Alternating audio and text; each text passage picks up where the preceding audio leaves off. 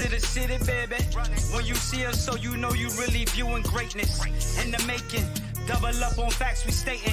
Podcasting, cruise control, city, state, the nation. So what you saying, what we saying, prime information. Facts, keys to the city, we unlocking the statements. Streaming every Friday. And ladies and gentlemen, we are back. Clovercrest Media presents Keys to the City. We're streaming on all social media platforms, including Twitch, at Keys to the City. So subscribe, comment, share, and like. We will get into the Trevor Lawrence comments in just a brief moment. Are we making a big deal about it? We'll talk about that. The gentleman right here, these fine Italian gentlemen, I should say. And then we'll talk, yeah, there you go. And we'll also talk about Justin Fields. He's one of the biggest names that we've been talking about in this whole entire draft process. He's been getting a lot of hate, but could a match made in heaven be a possibility if he's still there? And I'm talking about the New England Patriots, a move that personally I would really love. I know it's crazy to say that because it's the New England Patriots, but we are going to actually start off with, once again, because we are dealing with the baseball season and we're here again. And the New York Yankees, we talked about it a couple weeks ago. We started seeing the opportunities if this was the team that was finally going to get over the hump. Well, it's not the pitching. We talked about this last week. Once again, it's not the pitching. It's the offense still that is struggling to hit the ball. And we're not talking about the long ball. We're just talking about getting on base. So is that the biggest reason for the Yanks right now, 5-7 start? Now, I know there's still 150 games left. I know it's a marathon, and we're all freaking out. I see Red Sox fans already proclaiming they won the World Series. But if you didn't realize it, the teams that are leading in the AL right now are the Boston Red Sox, the Kansas City Royals, and Seattle Mariners. We'll see how long that goes for. But is that the biggest reason, Joel? I'll start with you, and then we'll get to Ted. Is that the biggest reason for the Yanks' slow start? Plain and simple, the Yankees in the last maybe 4 or 5 games haven't gotten enough runners on base. And when they have, they're just not knocking runners in. And I do think that that's going to work itself out because this team is really too talented for that not to happen. To me, the silver lining in this awful 5-7 start is everybody's healthy. Everyone's healthy. We were a little worried last week when Judge had, is this going to be one of those 3-month things? He was back the next day at a couple homers. Stanton's healthy. Sanchez is playing pretty well, and he's healthy. Everybody's healthy. You know, again, we were just talking about this before the show. Stanton, Hicks, Frazier, Bruce, none of these guys are hitting. These guys are all going to hit eventually. They're healthy. They're off to a slow start. It's a little depressing. The Red Sox won the 9 in a row. It just makes it feel that much worse. But when this team doesn't score runs, and they're not, this is what's going to happen. And Ted, the most curious stat I read this entire week, the Yankees have a 48% ground ball ratio right now. Yeah, I heard you talk about that on your other Yankee podcast. I was like, you were like, what happened to the fly ball? Yeah, I mean, now to be fair, dude, Stanton's hit like 3 or 4 that were like 115 miles an hour. If you're going to hit the ball on the ground, do that. But it seems like there's been a lot of double plays, again, I think people kind of dig the idea that it's not home run or bust. But when you're a home run or bust team and you're not hitting home runs and these ground balls aren't coming in bunches where you're putting up runs, you're going to lose games. As good as the pitching has been. Although the starting pitching, again, look, I'm not worried about these guys. I think these guys, especially Kluber and Tyone, I think they just need some time. Just get some reps back, get their legs under them. They're going to be fine. Montgomery's been pretty great, and Garrett Cole is the best pitcher in baseball to me, hands down, especially if you actually want to see a W. Yeah, he's been unbelievable so far. He's been the best player by far on the New York Yankees. And I was actually saying it to you, Joe, before this. I don't think there's a lot of pressure on Garrett Cole where there was last year. Coming into the season, he had the massive contract. He had the expectations. Okay, you just got your big – I was about to swear and say, well, you got your big contract. You got the money. You came to New York. Now this year it's like, well, now he's getting into the groove of things. He doesn't have all that pressure expecting, oh, well, he has to carry them all the way to the championship or something like that. It's more on the offense. I think it comes down to the offense with this team right now. This is a team that we've been saying for years is very similar to the 2017 team. The only difference is that team was clutch. That team was great with runners in scoring position. It feels like this has been the same ongoing team, and we're seeing again. And I just put up that stat. and Joe, thank you for giving me this stat, is that they're 1-6 when they score 4 runs and less. And you just said 48% ground ball ratio. That's a problem for a team that lives and dies by the long ball. They're not even getting on base is the problem, Ted. Well, I mean, I went while you guys were talking. I went to look at their quick team stats. So they're 24th in the league in batting. They only have 48 runs so far this season.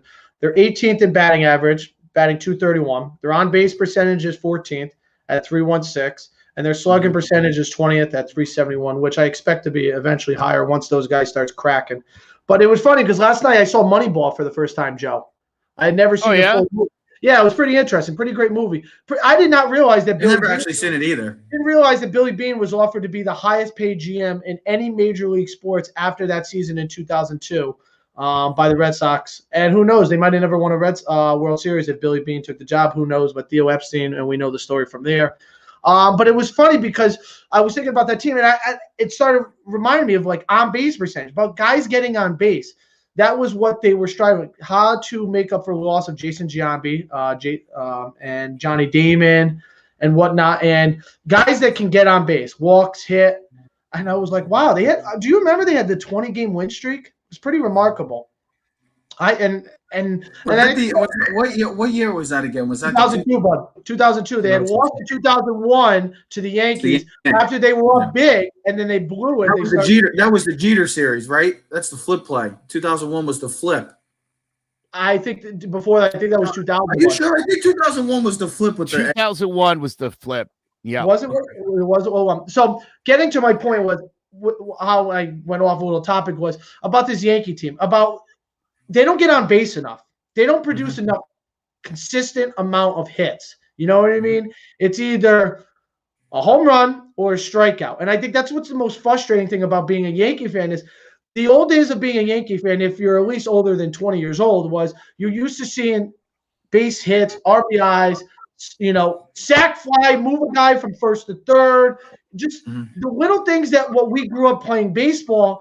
And I think it's just a bigger problem in baseball in itself that we've seen it. There's more strikeouts than hits.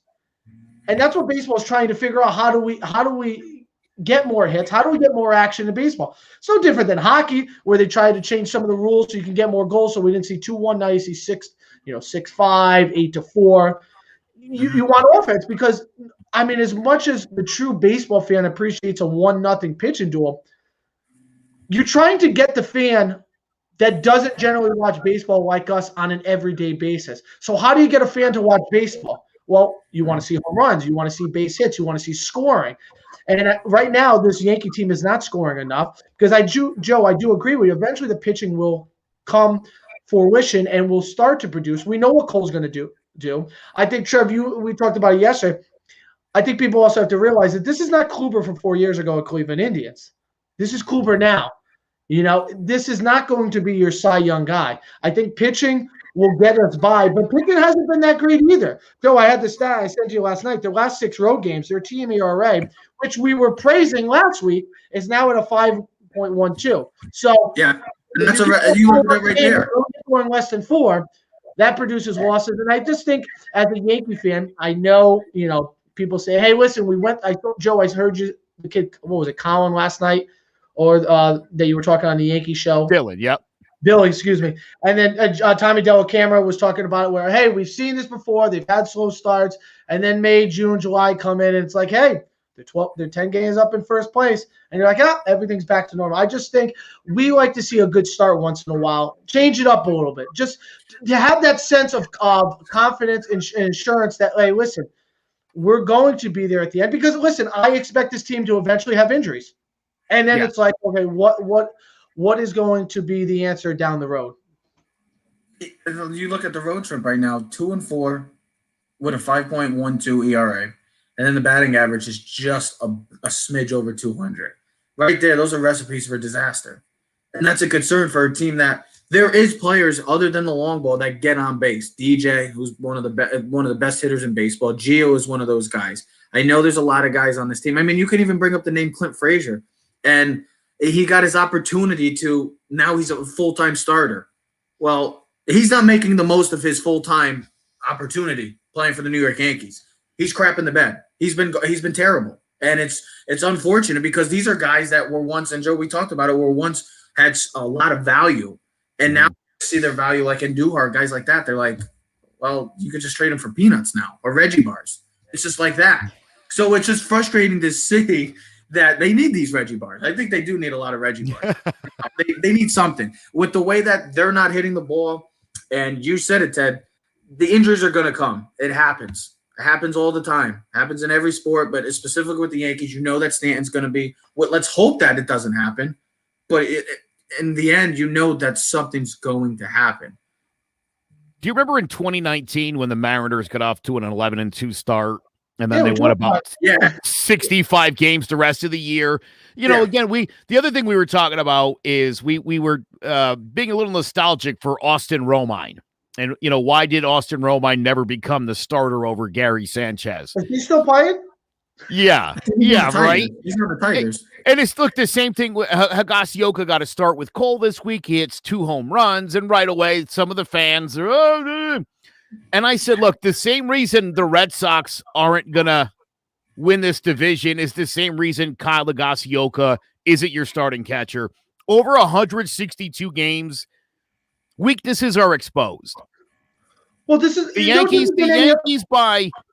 by game 162, everything will be fine. This team's too good for it not to be. Well, this is no different than any other sport, Joe. This is what, like, I relate this. This is like March Madness or the Super Bowl or the NFL. One game, right? Anything can happen. Right. But in a 7-game series like you see in baseball or basketball, that's why you don't usually see an 8 seed in basketball go to the NBA Finals, because the better team in the long run always wins out because they're the more talented team and they're just the better team. And I think just like if you want to use that reference with baseball, more likely than not, the better team usually wins, unless, which we have seen before, the wild team gets hot and listen, things happen. You get hot, pitching's rolling, you start making contact, and you know how it is. I just said it before. Look at that A's team. I mean, they won 20 straight games. Now, yes, they didn't win the World Series, but in baseball, things like that can happen. Joe, just like you said, the Mariners go 11-1 in their first 12 games, and you're like, holy cow, this team is incredible. And then eventually you see what happens. They only win 65, 70 games, and you're like, well, that's what really happened. Same with the Red Sox. That 9-game winning streak, enjoy it. You guys got about 70 more in you. I don't know where they're going to come and when they're going to happen, but I think much more than that. I don't think you're giving the Red Sox credit. I only say that in the sense that they still have a really good lineup. Their lineup is fantastic. Their pitching is not nearly good enough to compete with Toronto, Tampa, and the Yankees over the long haul. It's just not good enough. The longevity of the 162-game schedule. That's what it comes down to. Maybe even for them, knowing Sale's coming back. Knowing Sale's coming back, I think by the time Chris Sale gets back to them, I think they'll be so far out of it, it won't even matter. So for a season like last year, this works. Where the team like the Red Sox get off to a 9-3 start. In last year's situation, oh yeah, this is great. This would have been ideal. Yeah, you got 50 more games left. Where it's 162 games, there's a lot of these teams that get off to these hot starts. And can they keep the longevity? And that's why I know we've been talking about the Yankees and we've kind of been saying, oh, God, here we go again. But it is baseball. We have to come back to life. There is still 162 games still in a baseball season. It's just the offense has got to get it going. And it's concerning to see that the offense is not even hitting the long ball right now. For a team that lives and dies by it, that's pretty concerning. I mean, some good news, though. Michael King is coming up. He's going to start tonight. I love it. And that's a big sign. I know, Joe, you like this guy a lot. I've been high in this guy since the Yankees got him a couple of years ago. All he's done at the minor league level is win games. And he's not, he doesn't really blow you away with the pitches. His breaking stuff isn't exceptional, but he's very effective. He pitched 6 innings, gave up a hit in his only appearance of the year. Only got sent down just so that they could restock the bullpen until they would need him again. I didn't like the idea that the Yankees were kind of going to a bullpen game today, but to see Michael King be the guy that they're bringing up to throw in it, I feel really good about that. I think there's a guy that can go out and give you 4 or 5 really good innings today. And they look, here's the other thing. The losses to Toronto and Tampa, and I think especially with Tampa, it's got to be in your head a little bit that this team owns you.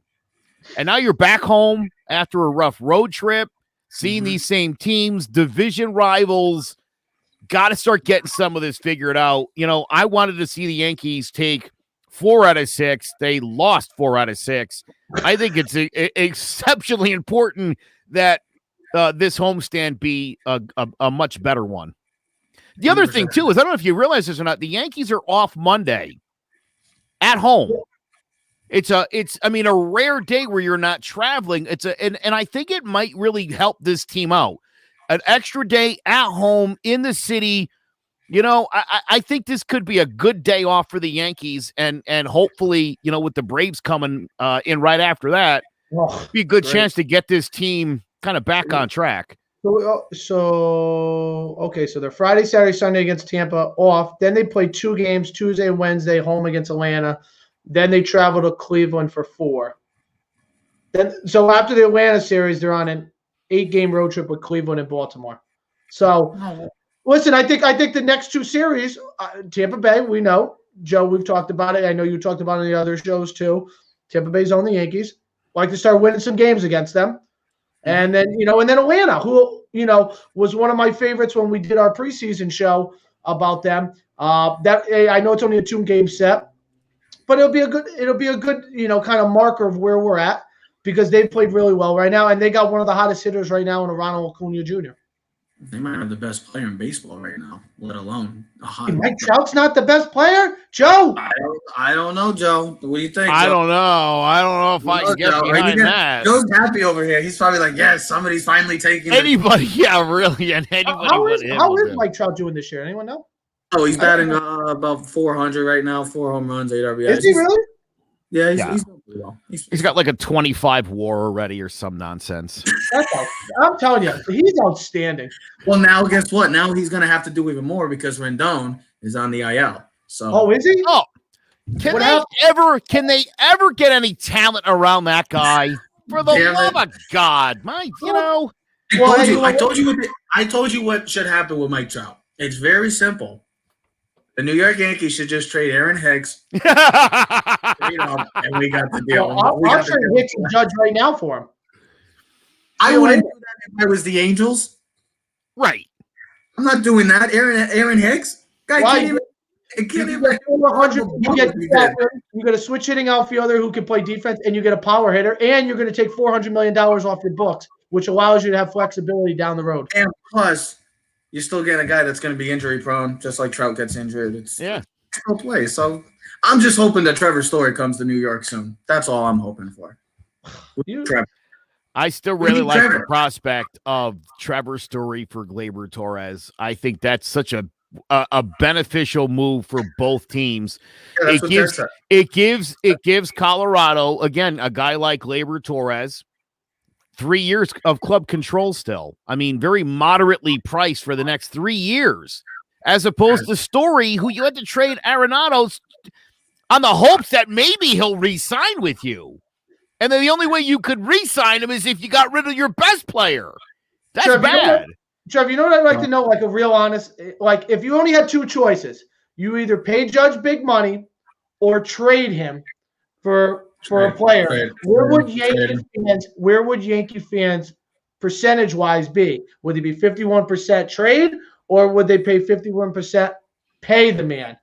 Because I think it's a really hard thing, because I think realistically all 3 of us really like Judge. I think we like what he represents. I like him as a person. He's a good guy. I just think the expectations for him maybe are just higher than he really will ever foresee.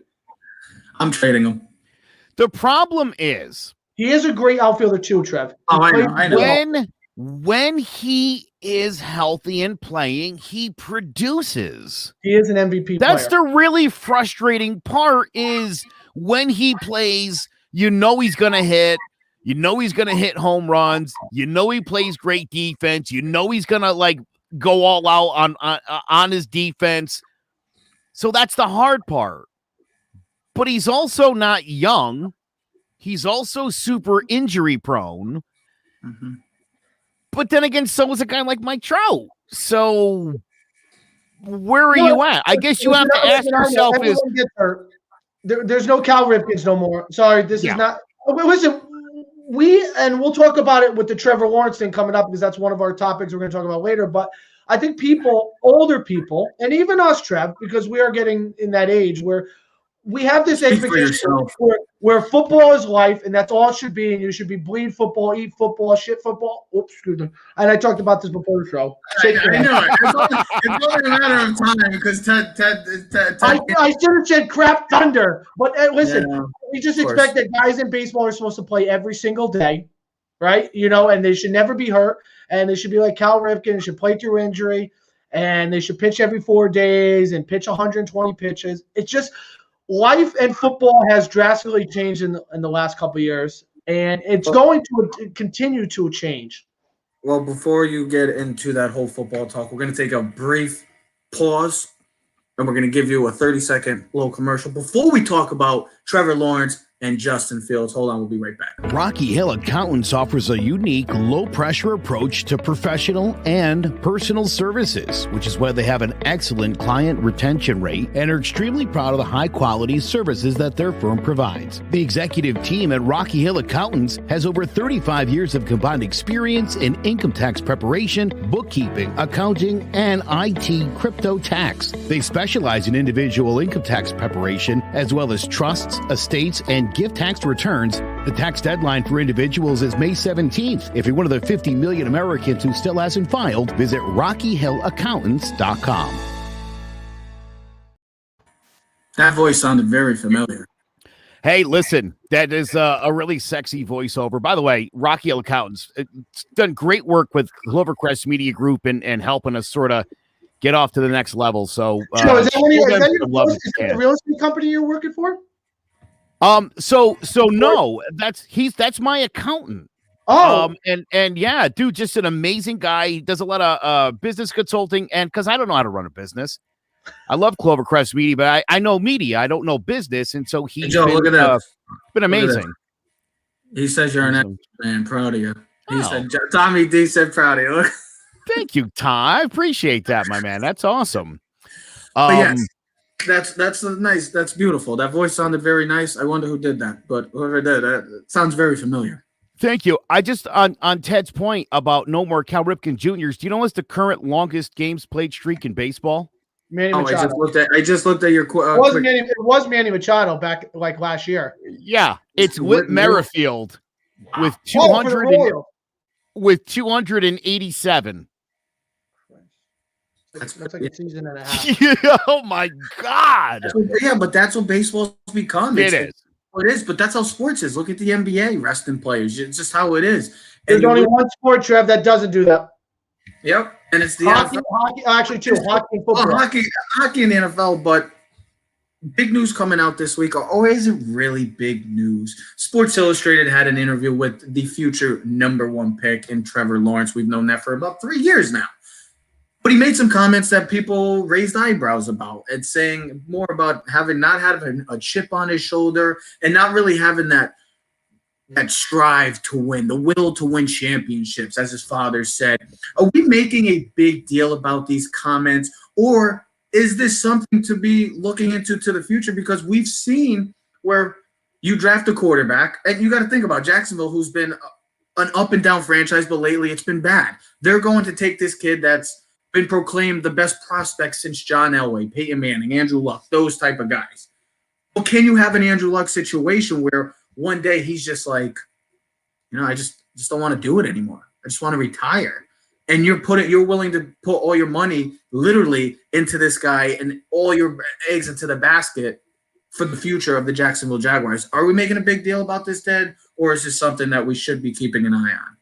I mean, at first when I heard it, I thought it was kind of a big deal because my first initial reaction, which is not always your best initial reaction, was the way we think, Trev. Football should be everything. If you're going to play in the NFL, it's a whole different ballgame.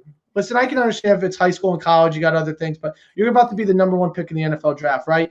And the way we look at it is everyone should be the next Tom Brady, Michael Jordan, because when you're the greatest, that's what the standard should be, right? Everyone should be, I should be on a vegan diet. I should spend millions of dollars on my health. Well, it's similar to LeBron James and Russell Wilson. Everything should be about football too, right? Because anything less than that is not good enough. right? And then I look back and you start to listen to experts because they're the people that played in the NFL. And you're like, it's 2020. Thing is different. Maybe having the mindset like a Trevor Lawrence or an Andrew Luck is good because it doesn't wear you out as an individual. All right. You understand? These are still these are still regular people. He's only 20 years old. He's still a kid. I mean, he's well mature above his years. And he's always been anointed a 20-year-old married man now. Well, I mean, he's got a beautiful wife. So, well, good for him. I saw the pictures. She's one hot smoking. That's what Ted comes. I hope she's nice, though. You know what I mean? I hope she's at least nice. If anybody ever saw his engagement, hold on. She had to be if she's been with him since high school, and that speaks volumes. Considering all you think about, Joe. I mean, we all went to college. Trevor, even you. I don't know what you're talking about. I made Dean's List. I'm a smart man, so I don't know what you're talking about. What I'm saying is, there's always temptation, right? That is true, actually, Joe. That's a true statement. There's a lot of temptation. So for him to be able to stick with one woman, but I think like this, he's always been an anointed one, right? And in high school, he was the anointed one, and he just kept winning football games. And then in college, remember, he wasn't the starter, Trev. And then he led them to a national championship. Yep. And he's got 2 losses on his resume in college. All right. Just like Justin Fields. I think when we get to this point, because if you think about this, you really haven't heard anything negative about Trevor Lawrence. Think about this. Every year, right, when you get to the number 1, number 2, Joe, you know this, they are trying to grab every little thing. Hey, when he was born sideways, upside down. He didn't do something right. He didn't start running until the age of 5. Or you're just trying to find. He got a C on his science paper in 3rd grade. You're trying to find something negative about these kids because that's what happens. This is the rumor mill right now, right? We're in a blog right now and everyone's spitting stupid rumors, and it's just something to pick on because if you thought about this, since he has lost that game against Ohio State. What negative have you really heard about Trevor Lawrence, right? He's probably been the least spoken about number 1 pick that I can remember in years. Well, when you get proclaimed as the next Wilson, Justin Fields, Mac Jones, the 2, 3, 4, 5. You also got to think about it, and Joe, I'll get to you quickly. When you get compared to the John Elways, the Peyton Manning prospect, you're nearly perfect. That's pretty much saying you're the perfect prospect coming into the NFL draft, Joe. A lot of this past football season, we didn't spend a lot of time talking about the Chiefs either because you just assumed they were getting it done and we'd talk about them when the time was right. And I think, come literally draft day, there'll be a lot of talk leading up to the hours for when they announce him as the number 1 pick. I'll say this about Trevor Lawrence. I was really struck, this past summer in a weird world that we were living in with all of that was going on politically and in the streets. This was a guy, 20 years old, as you mentioned, Teddy, who decided to go sit down with his black teammates to get some perspective on what life is like for those guys. This kid's not only a leader, but at 20, I mean, to be as nuanced as to recognize, hey, my teammates are hurting. Why? I think he's an exceptional guy. I found the comments a little bit concerning, and should it be a big deal? Well, to the Jaguars, yes. You're looking to build a franchise around a guy and pay him a lot of money. You want to hear things like, I want to be the next Tom Brady. I want to win a lot of trophies. Not, I could live or die without this. I mean, if I go and surf instead, I'll be just as, I don't want to hear that. Well, I like this kid a lot. That comment come from his dad? I believe that comment specifically, his dad did say that, but that's even worse because where did dad hear that? That's like, having your dad. By the way, my son said if he's not happy, he's just going to walk away. I don't know if I want that either. Yeah, can you imagine dad just saying that to somebody? He just wants to have fun. He doesn't care about winning. He just wants to have fun.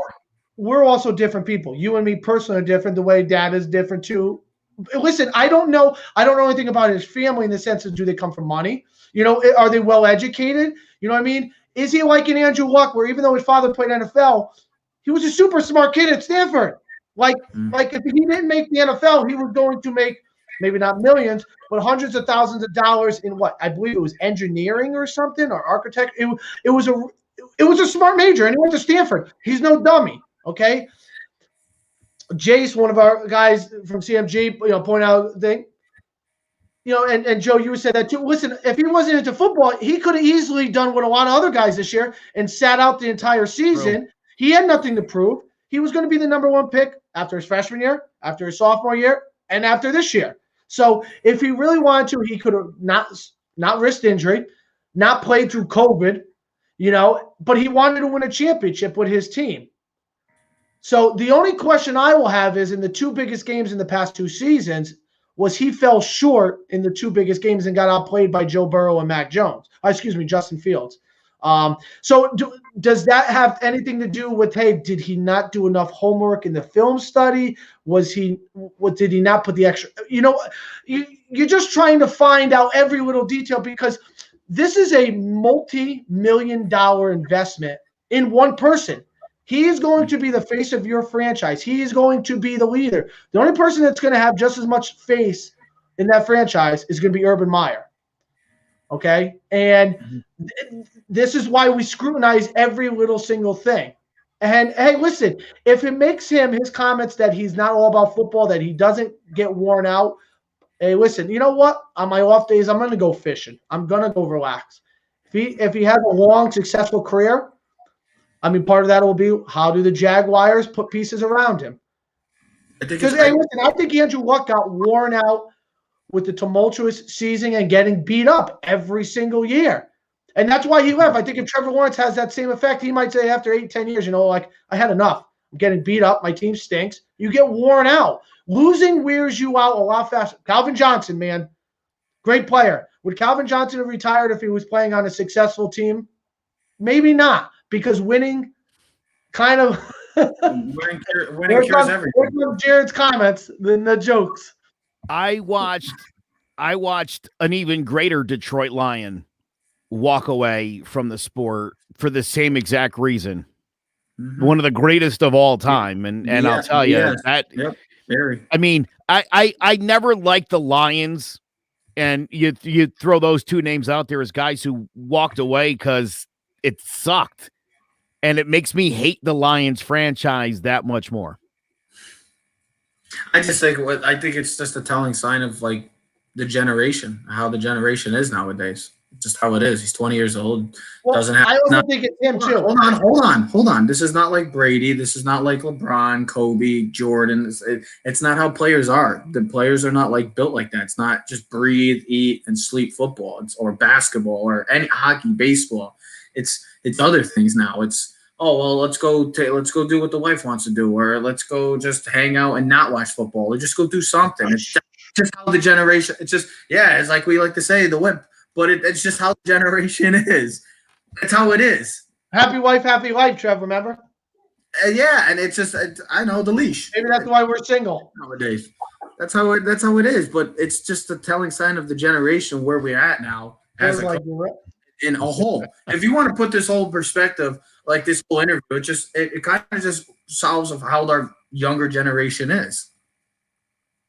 I'm pretty sure if I was a professional athlete and I was in the late stages of my career and I'm like, I don't know, I'm gonna go home, talk to the family, maybe I'll be back next year, then I would look over and I'd be like, no, my wife's saying no, so this is gonna be it right here.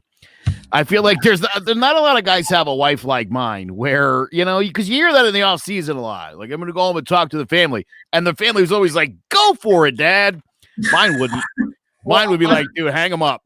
Well, see, and I think that's what speaks volume to guys like Drew Brees and Tom Brady, where, listen, Drew Brees has probably had that conversation multiple times the past couple of years. And then think about Tom Brady. Remember Giselle a couple of years ago was like, I want Tom to be home. Tom probably had a stern talk. It was like, Giselle, I'm playing more football. And listen, for him to say, what was it, last year, Trevor, or this year, that he was thinking about playing a 45, speaks about the confidence and comfortability that he has in his relationship, because if you take away from sports, that's really the biggest thing, because these guys are family men too.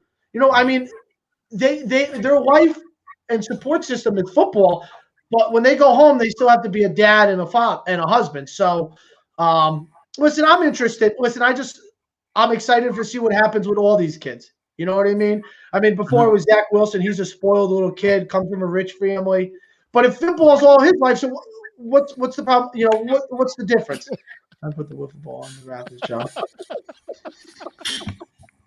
I have that argument every Sunday night. Believe me, on my way to wiffle ball every Sunday. Well, I'm glad you brought up the other quarterbacks, Ted, because there's one quarterback that it seems like has been getting probably scrutinized the most out of all this big quarterback class, and that's Justin Fields, the one that we all thought was neck and neck with Trevor Lawrence, and he's been neck and neck with Trevor Lawrence since high school. These guys both came from Georgia. They're literally like 20 or 30 miles apart from each other where they went to schools, and then they went to Clemson, Ohio State. You know the story. But now you're seeing recent buzz, and this is if. I made this question to see if he actually gets to this point.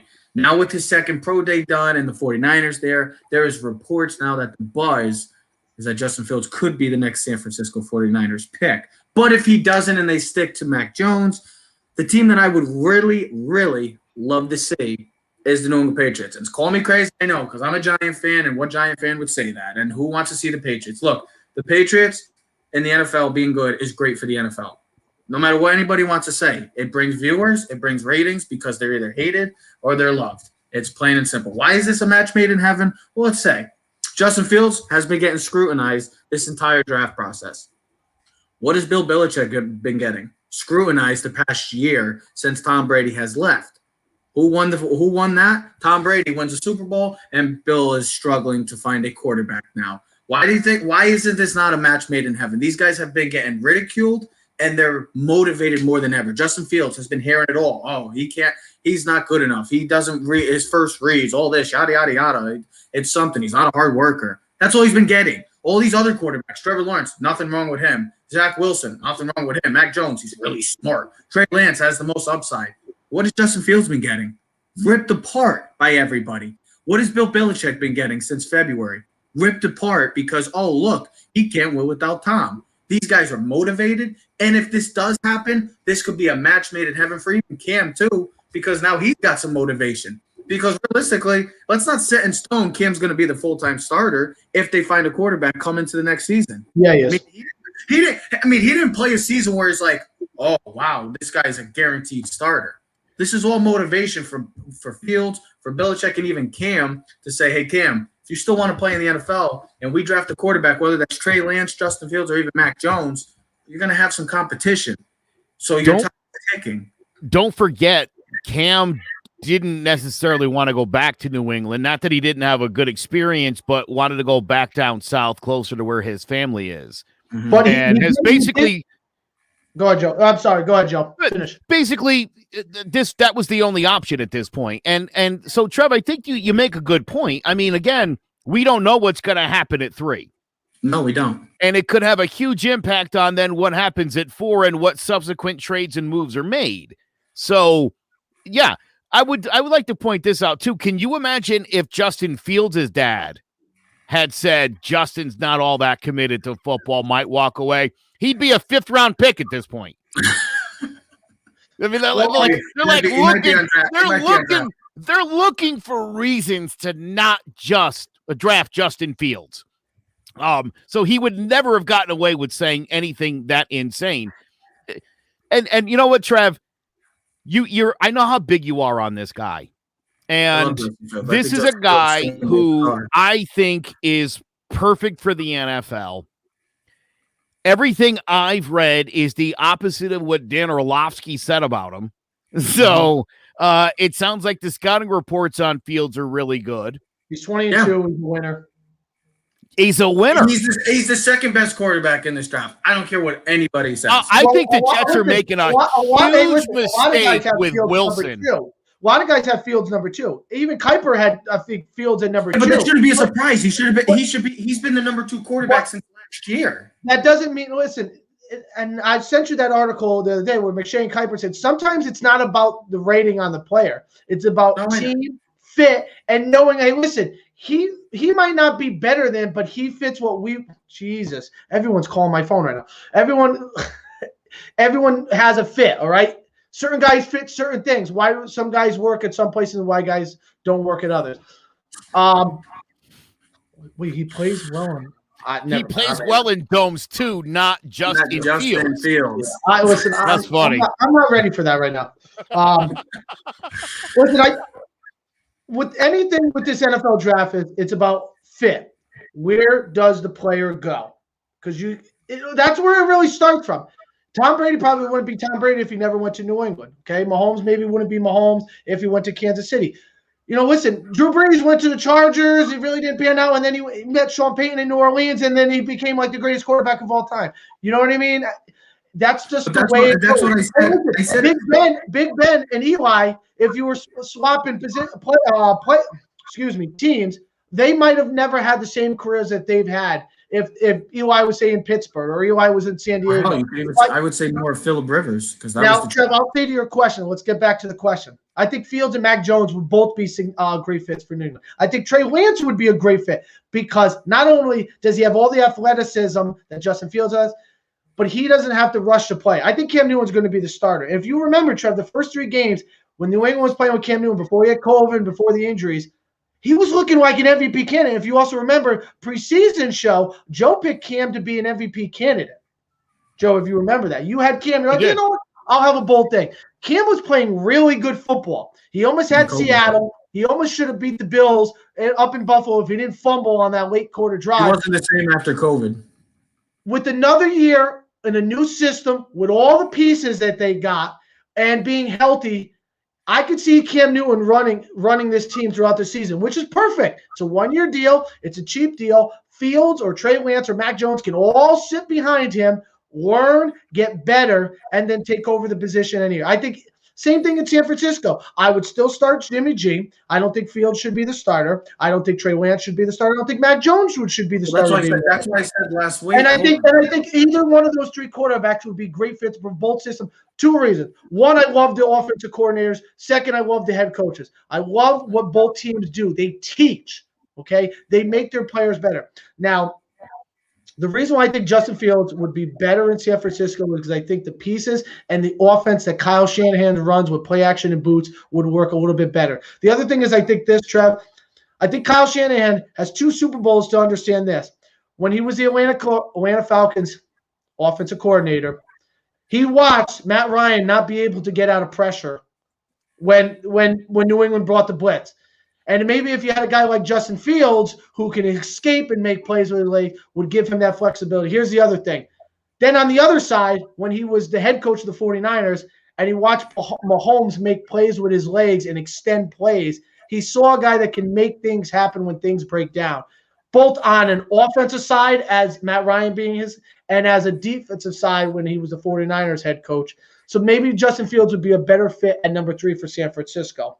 Well, I said last week that I feel all those 3 quarterbacks, Trey Lance, Mac Jones, and Justin Fields, wherever they go, might be in a better position to succeed, whereas Lawrence and Wilson, they're going to have to come in and be day 1 starters without question. We know Lawrence is going to be it. Zach Wilson, without question, now that Darnold's gone, he's going to have to be the day 1 starter. If Mac Jones, Trey Lance, or Justin Fields goes to San Fran, got, 8 games? I don't think it's going to be a full year.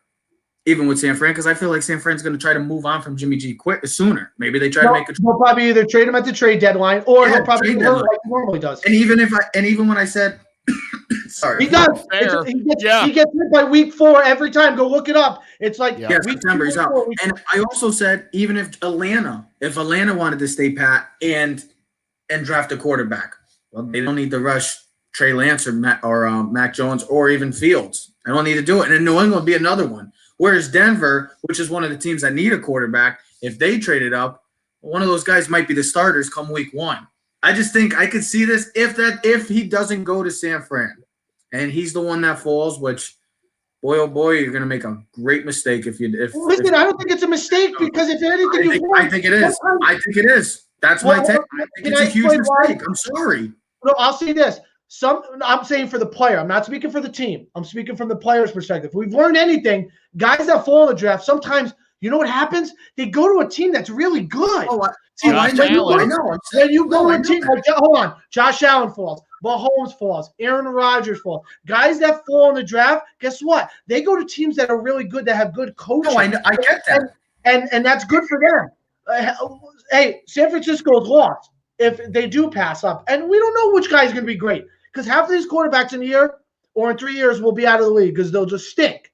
And that's just the way it rolls. Just like the 5 quarterbacks came out with the Mayfield and Josh Rosen and Allen.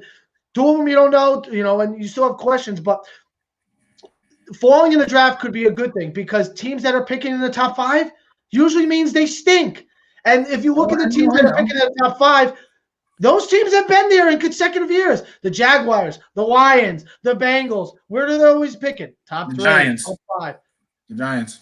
Well, listen, I think if you're Atlanta, you're just like counting your blessings right now because nothing but good things are going to happen to you. But they are asking, Joe, if you know, they're asking for a lot for that 4 pick, which I don't think a team is going to be like if it's New England or something, or even Denver. I don't see one of those teams, whatever the offer the asking price is, I don't see one of those teams going all the way up to make that trade and maybe risk your future. I'll bet you. What day's the draft? The 20. April 29th. 29th. 2 weeks I'll bet you on the morning of the 29th, teams will feel differently. And I put it to you like this. They announced Trevor. They announced Wilson 2. As soon as a name comes out at 3, if it's not Justin Fields, if it's Mac Jones, Trey Lance, or anybody else, all of a sudden, for the next 15 minutes, the Atlanta organization is going to be on the phone with 20 different teams figuring out how do we get to number 4. And the Bengals phone will also be ringing there at number 5. But they never. Again, assuming Justin Fields falls past number 3. Well, here's the other question. If Fields goes 3, now the whole where does Mac Jones go? Because we think Justin Fields is better fits for other teams. Now does Mac Jones fall to? Because we feel like I think most Bengals are not taking a quarterback.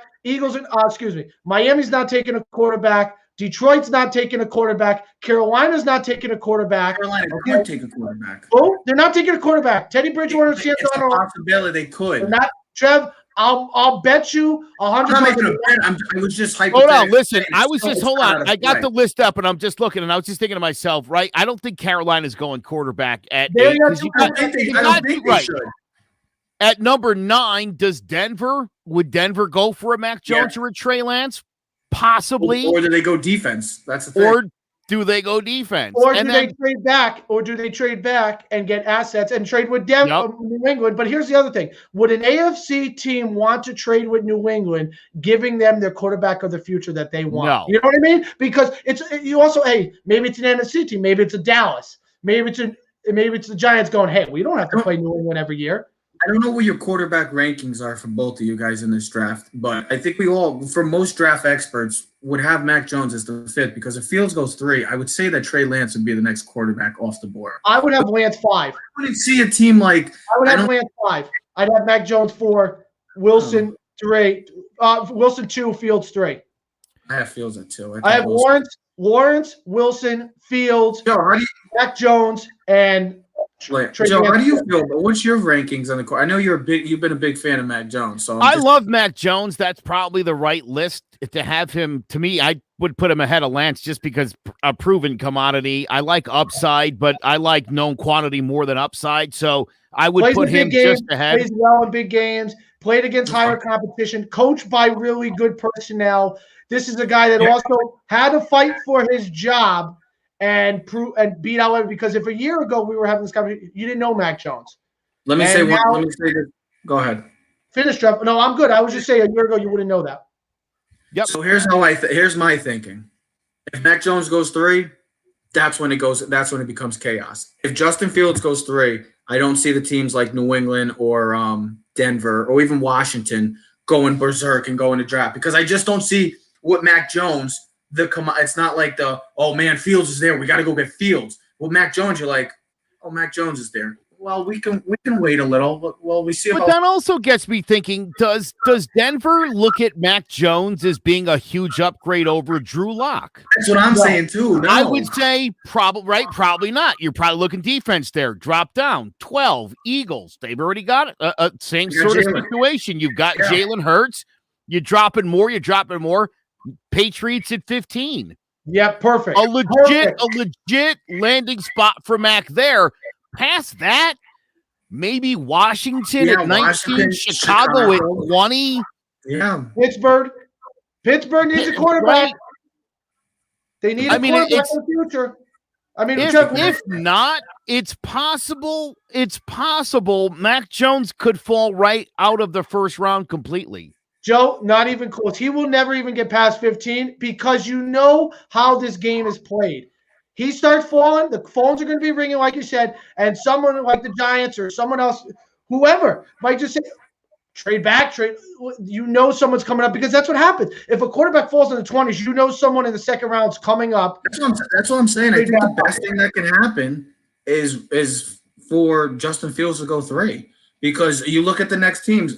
Cincinnati don't need a quarterback. The Dolphins don't need a quarterback. The Lions, the Panthers, Denver's the only team that maybe would they. And you said it, Joe. Would they really take it as an upgrade over Drew Lock? I don't know. And then you said 10, and then don't need a quarterback. The Giants, hell yeah. Hey, guess what? New England calls the Giants. Hey, you know what? We want to make a trade with you. It's just like it's a perfect situation for those teams. Right around that 10 to a 12, 13 range where New England could trade up. As a Mac Jones fan, again, I'm thinking about Allen. I'm thinking about Rodgers. I'm thinking about Mahomes, where, again, falling for you probably works out here. Probably puts you in a much more favorable position on a better team, better coach, better players. 11, Trev. Big Ben fell to 11. He fell into Pittsburgh's hands. I mean, think about that. Pittsburgh, a well-run organization. They had a veteran team, defense-laden team with Jerome Bettis, a veteran offensive line, Hines Ward, Antoine Randall, and he went 15-1 as a rookie. So falling isn't the worst thing. Yeah, it kills. You don't get as much money, and you don't get the hoopla, but sometimes that's the best thing that could ever happen to you. Sure, because you know why? You know why, though? Because you can eventually get your money because look at Josh Allen, look at Patty Mahomes. Look at Lamar Jackson. Right? If you end up in a good place, you're more likely to play better because you're on a good team and you're going to get your money because you're going to have earned it. And that's the best way to get it. Deshaun Watson got his big contracts. He got paid. Yep. He's in a difficult situation. But he got paid. And then he got laid. Oh, man, you know I like Deshaun Watson. I hope that's not true. But all in all, there's a lot going on. Now we're seeing that maybe the 49ers, I've been telling you, Justin Fields at 3, it looks like it's starting to work. And I'm hoping San Fran, if they have any brains over there, John Lynch and Kyle Shanahan. The only thing is I don't like to sell Mac Jones. I don't like to sell Mac Jones short because I know he's probably the least mobile quarterback who's going to be drafted this year. I mean, literally. Kyle Trask from Florida. I think Trask is more athletic than Jones is. No, if you just watch the game, Joe, even with the SEC, Mac Jones has got that Tom Brady-esque where he's very elusive in the pocket. And he's got great – Trask is part of being smart. Is a 6'5", 245-pound, old-school quarterback who just got a great arm and a pocket guy. I think Mac Jones has a lot more athleticism than people give him credit for. And listen, if you look at Tom Brady, he does look like Tom Brady coming out of the draft. Kind of belly, no muscles on the arm. I mean, we talk about it. We've talked about it 1,000 times. Tom Brady looks better now at 42 than he looked at 22.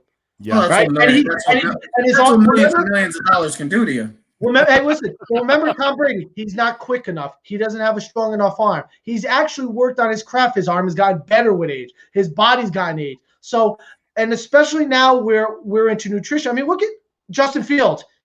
You'll see it on the show. I told you, hey, rookie, he's on a vegan diet, Joe. And he lost a lot of weight. He lost 13 pounds. He was at 235. Now he's at 222. He feels leaner, healthier, quicker, faster. God bless people that can do the vegan. I can't do it. And he said he's going to stick with it, Joe, because he says he feels healthier. And he said he's going to stick with it throughout his whole career as a player. Oh, wow. God bless the people that can do the vegan diet because I like eating red meat. I like burgers. Yeah. I got it. Sorry. I like protein. Gotta have the protein. Ooh. What the hell are you saying? It's like that song. I forget the song. Don't worry about it. Why don't you give us one of your metaphors today? I thought I did give a metaphor. Oh, I did. I was talking Moneyball and the Yankees and a bunch of other stuff. Keep it up. Keep it up, buddy. Keep it up. Oh, and I did the other one. Remember I said happy wife, happy life. That's why we're single. Well, that's Are we not really a happy? metaphor. That's not really a metaphor. It's not a metaphor. That's just the truth. But we are only 13 days away from the NFL draft. There is a lot going on. I know we haven't even talked about the Giants, but we will eventually talk about the Giants, and we eventually will get our final mock drafts. We've decided we're going to just do one more mock draft. It will be our final mock draft before April 29th. We'll be that'll talking come out the 28th. We'll do that. We'll have that out by the 28th, 24 hours before the draft. We'll be ready to rock because by then I think we'll know everything. And I really don't see any trades until draft night. Joe, I agree with your statement earlier. Once you see what happens with those first 3 picks, now you can start because you don't want to trade with Atlanta thinking you're going to get your guy and then he gets taken at 3. So that's why I think that's how it usually works. You got just going to wait, and now there's only 10 minutes. It's not 15 minutes anymore. So you got 10 minutes to get off your call and figure it out. But like you said, Joe, I agree with you. I see after Atlanta or after San Fran, that's when it gets a little intriguing. It's going to be a lot of fun. Oh, I can't wait. It's 13 days away. It's one of the favorite times of the year. We'll talk about Big Blue. What are they going to do? Are they going to go receiver? Maybe that night we can go live. Like when the Giants are about to go on, we could talk about what we've seen so far, maybe go on live while the draft is going on. I'll put it above the TV above us so people can see what's going on. It'll be like, we're in our own, draft room. I love it. And you know what? It's funny. We can even do like guest by guest. Like, hey, all right, we know the first 3. Maybe we'll come on like 4. Be like, all right, guys, what do you think? Who's going? Because we're going to want to talk about number 3. What happens with San Francisco. 4 will be fun, and then we can come back. San Fran, just do your job and draft Justin Fields. Plain and simple. Thank you so much. Okay. No, don't draft Mac Jones. Don't know exactly. Worst thing. Don't overthink it, boys. Just do it.